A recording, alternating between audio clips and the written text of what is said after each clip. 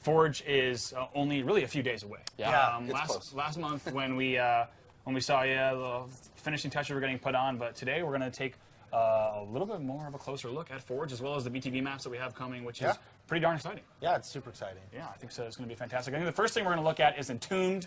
This map coming in. This is going to be inspired by burial mounds, right? And built by Duquesne 23.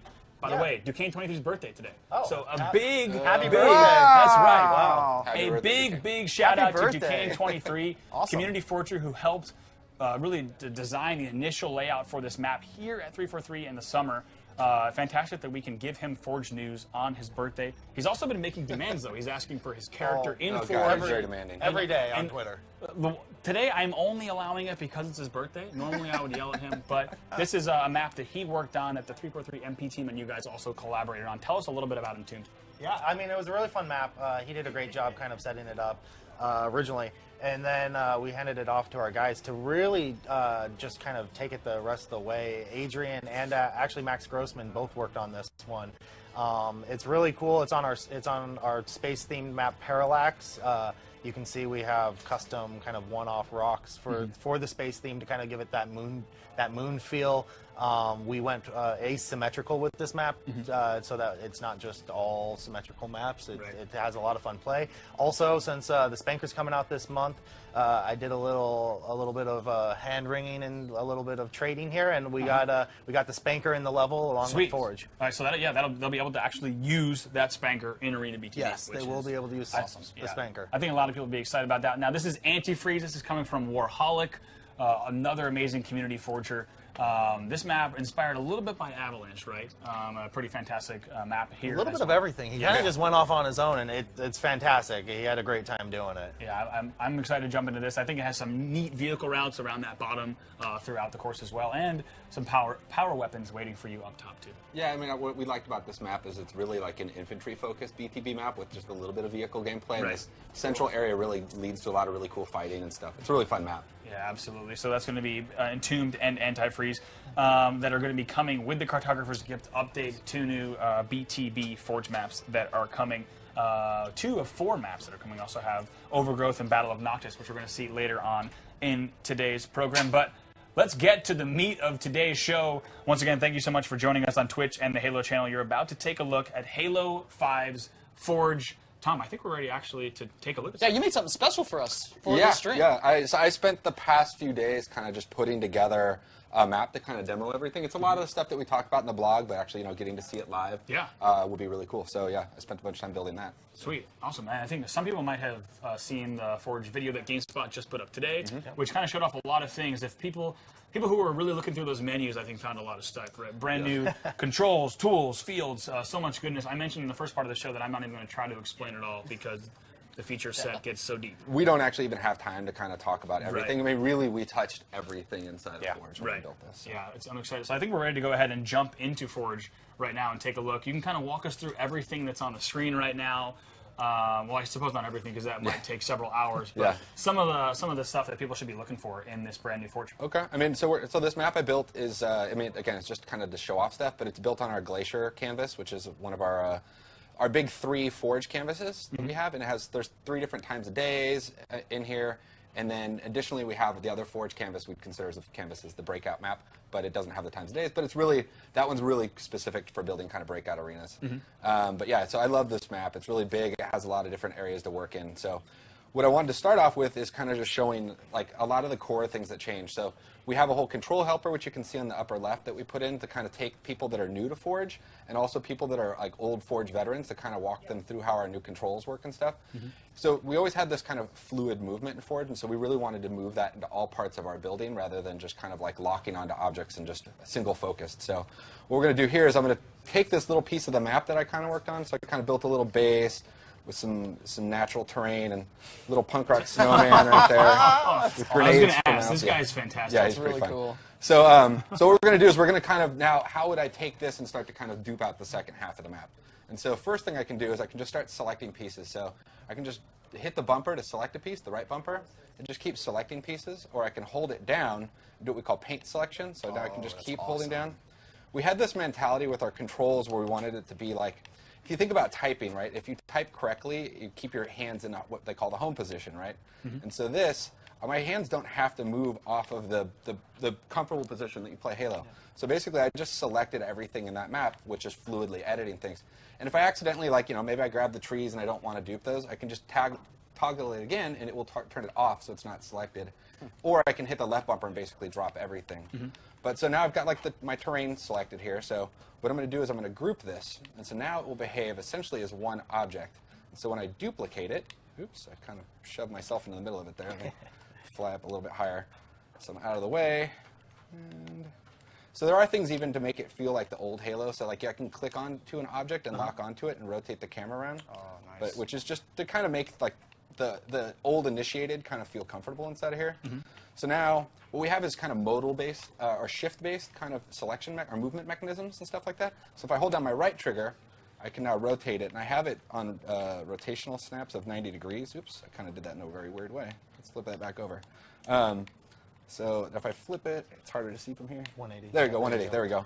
So now I flipped this whole piece around 180, and you can see here that the terrain, the projection terrain. Let's talk about that projected terrain, because we've shown, I think, a little bit in the GameSpot video, and we kind of talked about it, but I think this is the first time we can actually show See it live. Yeah, the terrain is probably in my opinion, it's one of my favorite features that we have. Yeah, so I can like blend it in as I move around, and then I want to keep this up so it kind of matches with the other piece that I built. But yeah, so it samples the terrain under it, and I'll show you some of the other pieces actually from the other canvases as I do the demo. So now I'd have like, I've got pretty cool. I connected those two sides of the map, and I've got that pretty simply built. And then now we'll take like the base that I built. So I built this cool little base out of a lot of our primitive pieces and some of our structural pieces and accents. So I can just take that as well. I can duplicate that, and now I have a piece of that as well. And now your map is done. I mean, can we talk about how long that would have, to do all of that, again, would literally require, in previous forges, a piece-by-piece build.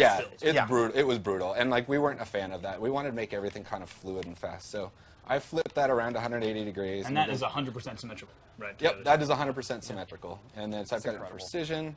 And you can move it around pretty quickly by like boosting it around, which is another way you can move. Or I can, if I want to be really precise, I can move slow movements and stuff like that. So I'll just kind of line it up roughly to where I was. We're not going to actually play this today, so I don't need to be perfect. So that's pretty cool. Now we've got a now base. you have a map that's symmetrical. Yeah. And then basically what you'd want to do from there is, okay, I can take this object, even though this is multiple objects combined together in one group, I can go to the object properties and treat it as if, I can edit the properties as if I'm editing one object. So we're going to go into the colors, and right now there's multiple colors to each of these. And so I'm going to flip this over to base 2. And you notice that basically the whole base just went blue because the secondary colors were mapped to that. Right. So that's pretty cool. And then, this is what we call reference colors. And so this is the base reference colors for base 2. And so what it can be is like, oh, my map, I'd like to make, I don't like this blue for my base 2. So I can go to our maps options, which is like, this is the stuff that gets stored out with the map setting. Yeah. So this is like how you can change your lighting theme. You can change the different types of fogs. You can change your clouds or the winds. Like, there's so much like weird little details that we buried in here. But then I go, let's change my base 2 reference color. I'd like that to be a little bit darker. Kind of gives it a little more mood. Or what? I don't like the wall color. So let's play with my walls and find something that I like, and then maybe get my floors maybe a little bit different color. So, I didn't make a real noticeably cool change there. But again, I changed something quickly, and then because they're all referenced, again, like it references over on this part of the map, and I can just change the map really quickly. And if you wanted to have those on independent, right, you could just change the reference. Yeah. So yeah, I could just go through and actually individually assign each of the colors on them, and a lot of the objects have 3 different colors, which is kind of cool, so you can really personalize each piece. We tried to make it so that almost every object that you can use in Forge has the color selection to some extent. Yeah. Even gloss, there's a gloss and matte values that we have on most of them as well. It's just, we just want to, again, just give personalization. Yeah, and the nice thing about the reference colors is when you have, we have, 120 colors now? Well, actually, here's a perfect spot to show you. So yeah, we have here. This is great. This is showing off like these are our color palette for Forge right now. Cool. We have all of these colors, and so it's really nice to be able to set a reference color so that you can be like, I want my walls to always be this shade of gray or this beige, and then from there you never have to worry about fumbling through and trying to find that specific color every single time for every piece. You can just set it once and then have that as a reference color and kind of forget it and be like, oh, set it and forget it. Exactly. Set it and forget it. We should trademark that. Yeah, I mean, this is actually how I organized the colors in the game. Is actually I just started placing blocks. We had the 128 colors that we wanted to use, and I just started to organize them to kind of make them have a flow. But I know it's kind of fun to just look at this kind of big palette of colors that you have at your disposal. Right. So I don't know, Forge has never had that many options in it, so we'll meet that and move on. Absolutely, yeah. I think, let's see. Oh, it sounds like we have, Jay, go ahead. We do have some Twitter questions, internet questions, I should say, that are coming in. That I think is actually, this first one is pretty fitting for what we're talking about right now. This is from Reddit user, The Real Kids Today. What gave the team ideas for some of the new features that we've been seeing in Forge? I mean, it came from a lot of places. I mean, we started a lot by kind of trolling forums and, talking to you guys, like, what do they want, right? And we really started our list with that. Watched all the YouTubes. Yeah, lots of YouTubes. And then, put on my game designer brain and really just sat down and, like, I started the industry as, like, a tool programmer, and so I was really fascinated and kind of obsessed with making, like, really forward-facing tools. And so, like, how can we make it friendly? How can we make it fun? And just really started this big, giant blue sky document and then whittled that down to, like, what can we do in this time frame that pushes Forge ahead? You know, and that's what we really aimed and focused on. Yeah, I think that first meeting that I remember having with you guys on the team maybe 2 years ago. Yeah, it was a long time ago. When you first laid out, hey, here are all the pieces we want to do, and we want to redo everything. We were just like, oh damn, this is this is going to be new. Yeah, it was pretty crazy back then to just think like, all right, blue sky, what do you want to do, Tom? Yeah, and he's like, here's everything new. I mean, just speaking about pieces, I mean, that's kind of where we're actually at in the little demo I built here. So, my first goals were really like kind of making the ultimate like building block palette, and so we have. I mean, these are just a couple of. This is like one of each type of the primitives we have. So there's blocks and triangles and trapezoids. There's rings and different ratios of rings and cylinders and stuff like that. So these are really your kind of core building pieces. If you don't have an accent or a structure piece, you can always find something in here that fills your gaps. So that was kind of a good. Those are good like simple building tools. And then that leads more to like our structural pieces. Wow. And this is just, again, this is just a small smattering of them. Like these are different kind of what we call accents that have a lot of different kind of kit bashability. You can flip these around in all kinds of different directions and make different uses. Like this one I use all the time for walls, but you can use it for just like a little piece of a tower structure and just keep adding onto it and shoving stuff into it. But there's a lot of different details in here from even just columns. We just built a lot of stuff. Right. Yeah. And then how many? What's the object count? I think the final object count was over 1,700. It's over 1,700. And count. And probably counting. Yeah. And that doesn't necessarily include like all the variants of like a warthog and stuff like that. It's pretty that's like the base level list. Right. So. Yeah, I mean, then there's we made bridge pieces instead of just making you use blocks. We made specific bridges and different types of railing and covers that you can put on them, or like we have different stairs and stuff like that, and like wedge pieces that if you use our new magnet system right here, you can just snap those on nice and easy, and they're all systemically thought out and built that way. Or like the railings, you just snap them on, and then you have your railings kind of built really quick and easy. And speaking of the magnets, this was one of the cool things about having the cartographers come out is they started using the magnet system, which was more or less still the H2A one at that point. And they were really struggling with it just with our system. It was bad. It was bad. And so Ben Walker, the dev, he kind of went into his like little cave for 2 days and came out suddenly with this whole new smart magnet system that kind of predictively shows you where it's going to be, and it doesn't snap until you let go, so you can make sure that you have it exactly where you want. And you can target like where you want it to go. You can target which points you snap it to. Right. We kind of work to try and increase the precision on the object so that it doesn't have like weird missnaps as much and all that. And it really helps with pieces like this. Like these are pieces, these new trim pieces that we came up with, which are just really cool little modular pieces where you can, again, just kind of think about kit bashing them in different ways. Oops, I flipped that to 90 degrees. And then like, oh look, now I have a different kind of awning or building structure. And they're super simple to use. And I don't know, that was kind of a goal, is how many different ways can we possibly use an object? Yeah. So. And speaking of, I think maybe a good time to talk about FX, sound, and that kind of stuff. Yeah, I mean, there's more. I mean, wait, looks like more pieces. There's always more pieces. So these are more natural pieces. So these are rocks from Alpine that we necessarily didn't use. And then there's the asteroid kind of palette down there. There's also different trees and things like that we have. And these are things that we'll just keep kind of adding to along the way. Yeah, and we actually saw, I think, one of the first uses you showed me, which is really cool with those rock pieces, actually building full tunnel systems, right? Yeah, you can build all kinds of stuff. You actually build structural systems with those, yeah. And then so you can see, like, so these are actually from Alpine, but we had this mentality of, like, any object, any map. So even the Alpine pieces, which do the same projection mapping that from the Alpine terrain sheet. You can use those in Glacier if you want to, and sometimes we do mismatch them, like in the shade if it's on Alpine. Quinn did that really cool thing on Alpine where he added different snowbanks and glacier terrain pieces to make it look like it was thawing in the spring. So anywhere where there was shadows from rocks or buildings, he actually laid out then more snow on top of it, so it like added that layer of depth and kind of made it feel like a custom one-off environment. So yeah, and then now we're into like props, right? So we got some different animated props, and we got some giant cargo containers with different variations of open, close. The door is a different piece you can snap on. There's a vehicle size ones that you can stick a warthog into if you actually wanted to. There's various exploding props, and you can even change colors on these things, which is kind of cool. Like, just again, customize everything to make it personal and yours. So like, I could make an exploding barrel that's black if I wanted to, right? Make it fit your level. Different signage. Different interactive terminals, and like even we put some invisible objects in here. Like this is a switch you can hit for scripting, but like, so if I drop, but it's invisible in the game, you don't see it. Right. So it's just little things like that, or like even adding it so that like the stuff that is invisible at runtime, when I drop in, I don't see it. Oops, it's kind of hard to show here.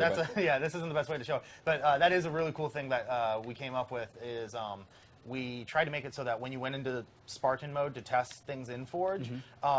All of the things that you wouldn't normally see in Slayer now automatically hide, so you don't have to worry about running around and seeing spawn points running and over those, all of the like named Cameras location volumes and all of that stuff. It only shows you kind of what the output would be.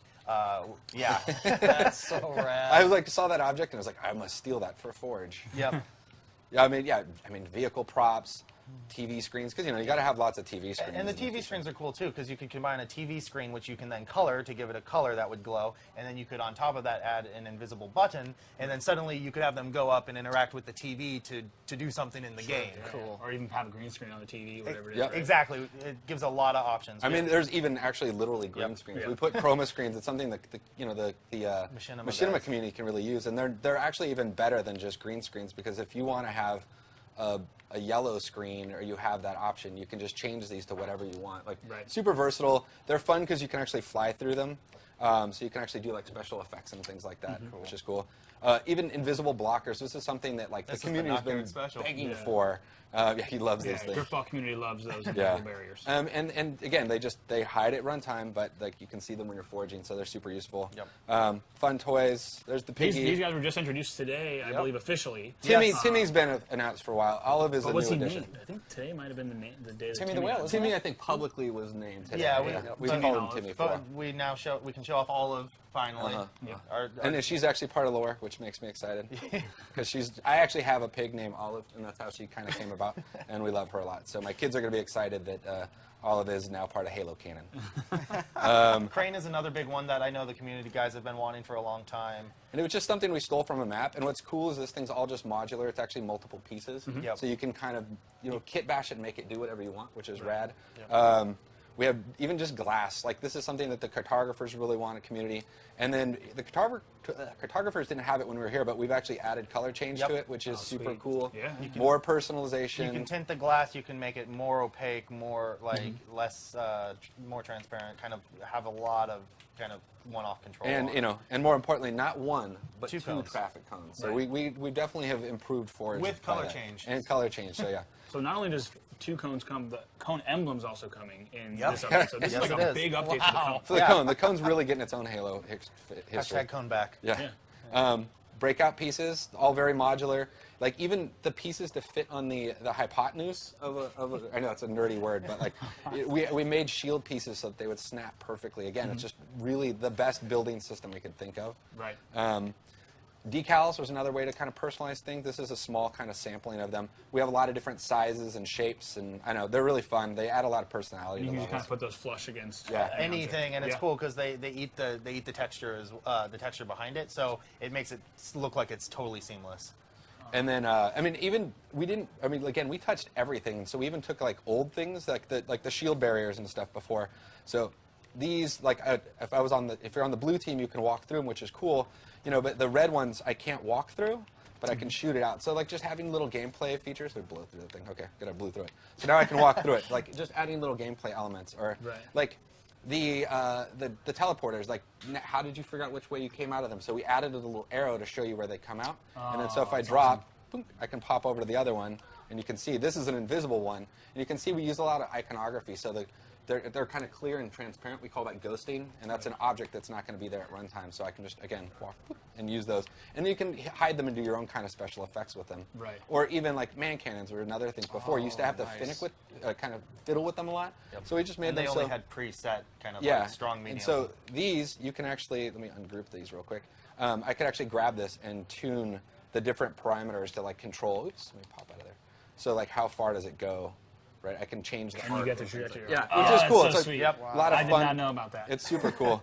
And then even down to things, these are kind of hard to see, but like kill volumes and stuff, we put a lot of iconography on them so that they showed up really easily to see. Rather than just these big boxes that are kind of see-through. Yeah. And so they kind of tell that each of them has a little bit of a story and colors to kind of give you some idea of how Quick it works. reference, right? Yeah. Like I think Pro Forgers right away will know exactly what. And on the building side for those sort of volumes, we did a really cool thing where you can set to always show your volumes, show them when you trigger over them, or if you're not really caring about volumes right now, you can set it to always hide. So as you fly around, it won't turn them on and off as you're trying to build. To just give you more control over what you're doing. Sure. Which, when you were at a Final Forge map, hovering over those barriers was. There's no reason to have that at that point. So you can turn that off if you want. Or if you're laying your kill volumes out, you can turn them all on and see like, oh, that whole space is my space. Right. Cool. Yeah. So one of the other features that's kind of cool is one of the things in Halo 4, every time you wanted to bake lighting, every time you tapped down, it would do it. Generate lighting, so we changed it so actually if you tap down, you can just drop in. But if you hold it down, it will actually bake the lighting. Full lighting. So that gives you kind of a little more freedom to just kind of test versus actually like building to make sure you're getting something pretty. Right. So I get the lighting bake here to finish. Okay. So now I'll show you one of the enhancements we did to groups is this idea of welding. Yep. And so there's Timmy and Olive, and this is one of my favorite things to do is put effects emitters. We saw in this morning's video too. We love putting I sparks do on this their eyes. pretty much out of everything. So like if I took Olive here and I made her physical, you see the effects emitters just pop out of her eyes. And if I went over, even though she was a group and I knock her down the hill, sorry Olive, the effects emitters would still be on the ground. And they flew through the floor. So they're right there. But like now we have this idea of welding. So I can take like Timmy here, and if I make him normal physics, oops, I got to put him to phase. If I weld him, and then I set him to normal physics, this is the welding thing that people are so excited about. If I do this, now when I knock Timmy down, you'll see the effects will follow him like attached to his eyes. It treats it all as one object. So that's kind of cool, right? Oh, certainly, yeah. I know we can do it. That's something we'll just keep enhancing as we. Yeah, I mean, some of the stuff you were showing us before release, even over the summer, was right, like welding these big like wheels that are attached to cranes that are like I think the mini game potential. Yeah, there's a lot of potential for that stuff. It's pretty rad to keep those objects together. So you can see, like, I just wanted to make this area kind of moody, so I made like effects emitters of steam and smoke along the way. And then, so this is kind of the last area we'll show you. So this is kind of simple scripting thing that I did. Actually, that's perfect time. Actually, from Waypoint, Cam Ferg wants to know what new scripting things can we do in Forge. So we've started basically a new scripting system where you can objects can send events and messages to each other, and then they can basically respond to those and perform an action. So they're conditions and actions essentially. And so like on this little terminal here, it has on interaction set the power to Zulu, which is one of our power channels. And you can just toggle it back and forth. And then the door here watches for. Oops, that's the wrong piece. I selected the wrong piece. Where's the door? There it is. It's in there. On. It's kind of hard to see here. On power state, Zulu. On move up. So it moves itself up, and then on off it moves itself back to where it came from. So this is the start to like I'm obsessed with scripting. I think it's the way that people can really change the expectations of a level and happen. So this is something we're going to go crazy with as we keep building and do a lot more with it. So I mean, it's pretty simple right now, but it's pretty powerful even with just what's there. Yeah, we even saw people doing incredible stuff. I think it was Halo 4's extraction, where they would wait for an extraction point to be extracted so that the extraction art objects would release and a new part of the map would open, right? But now people can just do all that. We want to try to get. I mean, I love the Rube Goldberg stuff, and we want that stuff as well. I mean, I guess we really want everything, but that's my designer nature. But we want to make it so a lot of it's just easier to do, right? Yeah. Instead of having to set up these crazy machines, just let you build them and do them. Yeah, absolutely. And then interiors were a big pain in the butt before, and so we actually have real lighting now. And so like this is actually a light in the room. And you can see like it has a nice fall off, and when I bake the light, so it kind of gains shadows, it gets into the corner. And there's a ton of parameters on them to really control how they behave. So as I go into the next room here, this one's more strobing and flashing, a lot moodier. Feels like, you know, a classic Horror film. horror Sci-fi kind of game. horror. Yeah. So you can bake this into your level. Or if you really want to get a little crazier, you can start playing with the gobos, which projects textures down. And so, you know, you could have the crazy, like, sci-fi room, which if I walk over in here, like, it will start projecting and casting on my gear and stuff. Oh, sweet. Or, you know, you could have your pulsing nebula. I don't know why you would have that, but you could totally have that. And Wouldn't they're all you just have that? These are all just little objects. And those are all just lights that are placed. Yeah, like even that one has just, you know, that has to have the it has the why am I forgetting what that's called right now? The lens flare on it. You know, you gotta have a lens flare and stuff like that. And there's tons of different options for lens flares. Yep. You have individual light control over lens flares, so you can make each light behave differently with Like lens flare. And in have this different room, stuff. I kind of went nuts with it. So like if you were making a William Rieflin movie, like Only God Forgives or something, you could, you know, Or J.J. Abrams. J.J. Abrams, you could do this. And yeah, so like there's the Abrams kind of style. There's the Abrams lens flare. Just full lens flare max. And these are actually just objects that we have so that you can set dress with them as well, but then they feel kind of more grounded in your environment. So you can use like the invisible ones here to really just kind of light your levels like a lighter would do. But these really kind of make it more natural and organic, and then you can, again, change the gobos, and we have different types of effects and stuff on them, or you can play with all the 128 colors on them. You know, add different, like that one kind of strobes and pulses, and then that's like, we call that blacklight color, because that's like the actual color. It's kind of like a floodlight outdoor industry. So like floodlight, but yeah, so it just, again, Forge has a tons of different ways to personalize everything. It does, man, absolutely. Yeah, it's pretty crazy. Cool, absolutely. I think I'm taking a look at my list, and I think we... Oh, I got one more. Do you? One more Twitter question. Okay, go ahead. Yeah, Before we head out, I'm still just kind of soaking everything in, honestly. Yeah, I mean, right now. it's a lot. Like And that what's- is like in the best possible way. Like my mind's just kind of blown right now. And what's also crazy is that, I mean, there's so many more controls, things, yeah. objects that we didn't even look at. This is today. barely scratching the surface. We haven't talked about like wind incredible. and fog and clouds and I'm drawing a blank. Yeah. There's so many things, and I can't wait to see what people are making like next month, the month after, 6 months down the road. Yeah, I mean, I think people are going to continue to just find new things. Yeah, we And surprise us, which is cool. Oh, absolutely. I think we on the community team, we already have kind of setting up, working with people here to be on the lookout for best community content, working with every community out there, including the top Forge communities, on finding the best content. How do we surface it up? How do we make sure everyone can grab it through file browser, in-game, and other ways, even matchmaking as well. So I think, I mean, you guys have built such awesome stuff, and we can't wait to use it. Yeah, we just want to see what people do with it. So. Well, quick question from Twitter from Forge Haven. Thank you for your question. We touched on this, I think, briefly. We know how Timmy the Whale came about, and this week's Cannon Fodder has his fiction breakdown of him in the Halo world. Yes, indeed. What's the story behind Olive the Pig? And Tom, you were mentioning earlier, there is a real-life Olive the Yes, Pig. we actually got her Saturday. We have an Olive in our family. We have a little piglet, and we love her. And like, I don't know, she's just like the most beautiful thing. And you have your pig cam. at work, I actually set up a baby monitor in her pen so that we could sit and watch her. And like everybody will come by the desk and just kind of watch her move around. It's adorable. And like, so I was like, as Forge lead, I demand that we put a pig in the game. And then we wanted this idea of like pigs versus whales, and we were kind of mocking that stuff and having a lot of fun with it. We'll have to maybe one day release that, the piggies versus whales. Yeah. Art was lots of sparks in the eyeballs. The for key that. art, yeah.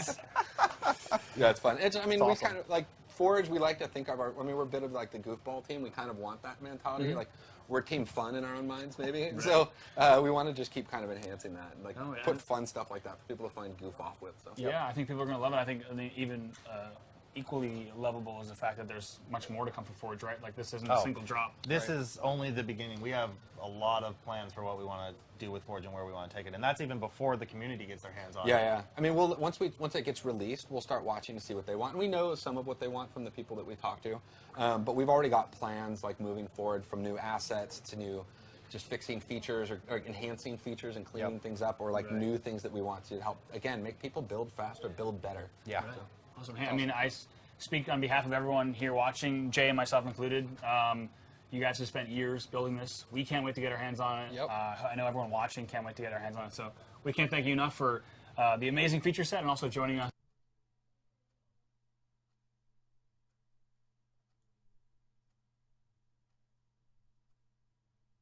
today. It's Anytime. 2 streams in a row. 2 streams. I like it. Yeah, I like maybe it. hopefully we'll see you guys again. We'll show off all the new stuff next time.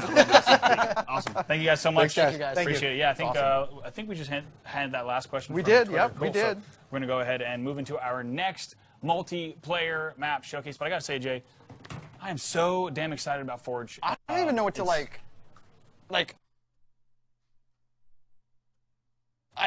Hopefully, I'm dumbfounded right now. Those of you joining us at home, hopefully your minds are blown just as much as ours. I think that was the first time that I saw a lot of things. The last time I really got a really good look at Forge was in development in the summer. Same.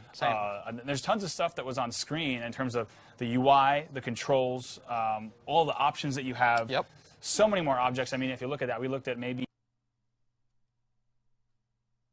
100 or 300 objects just now. There's 1,700 plus in Forge. So, I mean, how is that scratching the surface? What we just did? Yeah, like that is. I mean, when I say can't wait to see what you guys I do. can't wait to get into Forge, but Jay and I both suck at Forge, so we can't really wait to see what you all do at home. Yes, it's going to be incredible. Mini games abound. It's going to be I fantastic. can't wait for the mini games. Yeah, that's It's going to be awesome. So we got to thank once again Mike and Tom and the entire Forge team here for putting that together. But